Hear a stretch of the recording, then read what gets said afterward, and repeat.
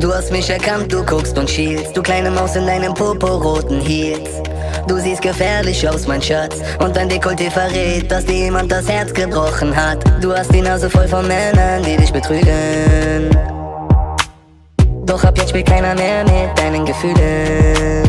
Denn ich bin da für dich und in meiner Hand ist ein Batzen voller Geld. Und den Champagner hab ich schon bestellt. Der hat verkackt und du hast ihn bis zum Tod. Scheiß auf ihn, lass uns kurz aufs Klo. Was du brauchst ist ein Mann mit gutem Benehmen. Rache ist süß, komm mit mir, komm wir tun ihm weh. Ich weiß genau, er hat dich gekränkt, er war so gemein. Doch jetzt bin ich bei dir, komm mit mir und wir zahlen's ihm heim. Dein Ex ist ein Hurensohn, ein richtiger Hurensohn.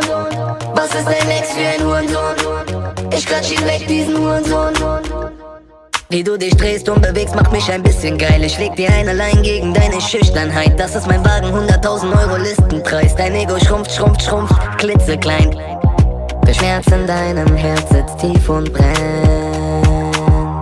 Doch ich fang dich auf, damit du nie mehr fällst. Denn ich bin da für dich und kannst du es spüren, nee, der ganze Club ist drauf. So wie du tanzt, bist du nicht auf Kuscheln aus. Du schaust mich an und ich deute deinen Blick.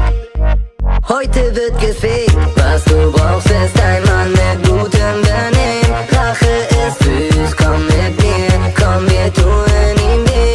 Ich weiß genau, er hat dich gekränkt, er war so gemein. Doch jetzt bin ich bei dir, komm mit mir und wir zahlen's ihm heim. Dein Ex ist ein Hurensohn, ein richtiger Hurensohn. Was ist dein Ex für ein Hurensohn? Ich klatsch ihn weg, diesen Hurensohn. Dein Ex ist ein gottverdammter Hurensohn auf zwei Beinen. Wie kann eine Frau wie du gerade so allein sein? Er chillt mit billigen Huren und macht auf perfekt, aber eigentlich ist er Dreck. Lass ficken, damit er dich wertschätzt. Glaub mir, komm, wir machen das. Mir geht's nicht um meine eigenen Bedürfnisse, sondern ausschließlich um dein Racheakt. Glaub mir, die Frau, die er gefickt hat, war echt bar. Du hingegen hast reelle Chancen.